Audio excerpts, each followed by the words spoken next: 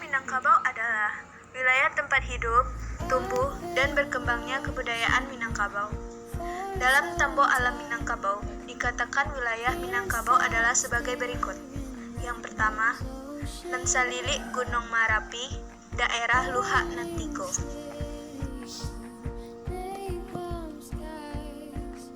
Selanjutnya, Saedaran Gunung Pasaman, yaitu daerah di sekeliling Gunung Pasaman.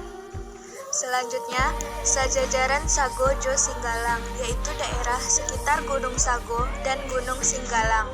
Selanjutnya, seputaran Talang Jo Kurinci, daerah sekitar Gunung Talang dan Gunung Kerinci. Selanjutnya, dari Sirangka nan Badangkang, daerah Pariangan, Padang Panjang dan sekitarnya. Selanjutnya, Hinggo Buayo Putih Dagua, yaitu daerah di pesisir selatan hingga Muko-Muko.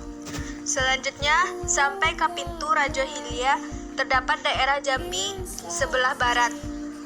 Hinggo Durian di Takwa Rajo, yaitu daerah yang berbatasan dengan Jambi. Dan selanjutnya, Sipisa Pisau Hanyuy, yaitu daerah sekitar Indragiri Hulu hingga Gunung Sailan. Sialang Balantak Basi, yaitu daerah sekitar Gunung Sailan dan Singingi. Hinggo Aye Babaliak Mudia, yaitu daerah hingga ke rantau pesisir sebelah timur. Dan sampai ke Ombak nan Badabua, yaitu daerah hingga Samudra Indonesia. Dan Sailiran Batang Bangkawe, yaitu daerah sekitar Danau Singkara dan Batang Ombak. Sailiran Batang Sikilang, yaitu daerah sepanjang pinggiran Batang Sikilang. Hinggo Lawi nan Sadidih, daerah yang berbatasan dengan Samudra Indonesia. Selanjutnya ke timur ranah Aibangi, yaitu daerah sebelah timur Aibangi. Selanjutnya Rao Jo Mapatunggua, daerah di kawasan Rao dan Mapatunggua. Selanjutnya Gunung Mahalintang, yaitu daerah perbatasan dengan Tapanuli Selatan. Selanjutnya Pasisir Banda Sapuluh, yaitu daerah sepanjang pantai barat. Selanjutnya Tarata Ayah Hitam, yaitu daerah sekitar Selawi dan Lunang. Sampai ke Tanjung Simalidu, Puncak Jambi 9 Lurah, yaitu daerah hingga Tanjung Simalidu. Batas wilayah Minangkabau menurut Tambo. Bagian utara Sikilang Aibangi, timur Durian di Takwa Rajo, Buaya Putih Dagua, Sialang Belantak Basi, selatan Tarata Ayah Hitam dan Muko-Muko, barat Ombak nan Badabu. Wilayah Minangkabau dibagi 3, yaitu daerah Dare, daerah Rantau, dan daerah pesisir. Selanjutnya wilayah Dare. Wilayah Dare adalah daerah asli Minangkabau, yakni Luhak Nantigo. Dalam kisah Tambo, Luhak artinya berkurang. Ada 3 Luhak di Minangkabau. Yang pertama, Luhak Tanah Datar. Luhak Tanah Datar disebut juga Luhak Nantuo karena Luhak ini adalah Luhak yang mula-mula ada di Minangkabau. Ungkapan khas Luhak ini, buminya lembang, airnya tawa, ikannya banyak. Ini menggambarkan masyarakat yang ramai statusnya. Asal-usul Luhak Tanah Datar. Nenek moyang orang Minangkabau pertama-tama membuat nagari di Pariangan Padang Panjang. Lama-kelamaan, nagari itu terasa sempit karena penduduk berkembang juga, dan akhirnya mereka mencari daerah baru. Salah satu daerah itu adalah daerah yang tidak datar. Tanahnya berbukit-bukit dan berlembah-lembah. Nama tempat itu mereka tetapkan sesuai dengan kondisi daerahnya, yakni Luhak Tanah Datar.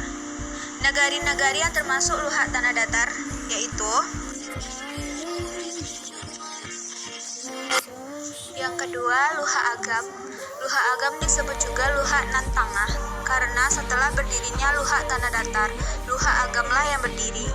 Ungkapan khas Luhak ini, buminyo ange, ayahnya karuah, ikannya lia. Ini menggambarkan masyarakatnya yang berwatak keras, masyarakatnya heterogen, persaingan hidup tajam. Asal-usul Luhak Agam. Di Gunung Merapi terdapat pula sumur atau luhak yang ditumbuhi rumput mensiang atau agam. Mereka yang biasa minum di sumur itu pindah ke suatu tempat. Tempat pindahnya itu kemudian dinamakan sesuai nama sumur tempat mereka biasa minum, yakni Luhak Agam.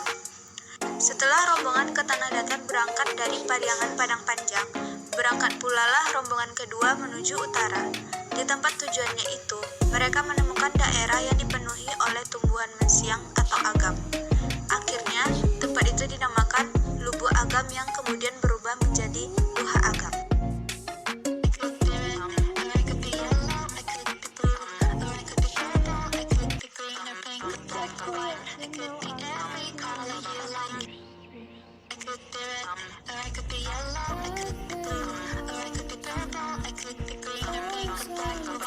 Selanjutnya, luhak 50 koto. Luhak 50 koto disebut juga luhak nan bungsu karena luhak ini adalah luhak yang terakhir berdiri di Minangkabau. Ungkapan khas luhak ini, buminya saja, ayahnya janiah, ikannya jina. Ini menggambarkan masyarakat yang homogen dan penuh kerukunan, memiliki ketenangan dalam berpikir. Asal-usul luhak 50 koto. Sumur yang ketiga di puncak Gunung Merapi menjadi tempat minum 50 keluarga. Kemudian mereka pindah ke sebelah. Asal-usul luhak 50 koto. Sumur yang ketiga di puncak Gunung Merapi menjadi tempat minum 50 keluarga. Kemudian mereka pindah ke sebelah timur Gunung Merapi dan memberi nama tempat baru itu dengan luhak 50, kemudian ditambah dengan kata koto di belakangnya. Berangkat sebanyak 50 orang dari Pariangan. Sampai di suatu tempat mereka bermalam. Pagi-pagi ternyata anggota rombongan kurang 5 orang. Entah kemana. Jadi anggota rombongan telah berkurang atau luhak.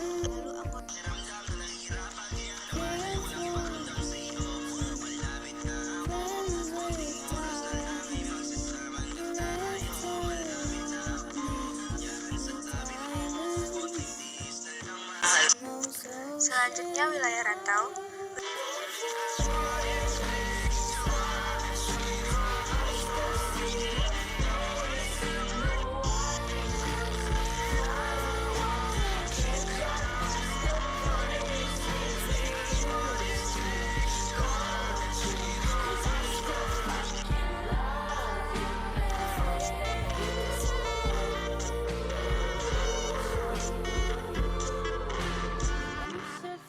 Wilayah pasisir.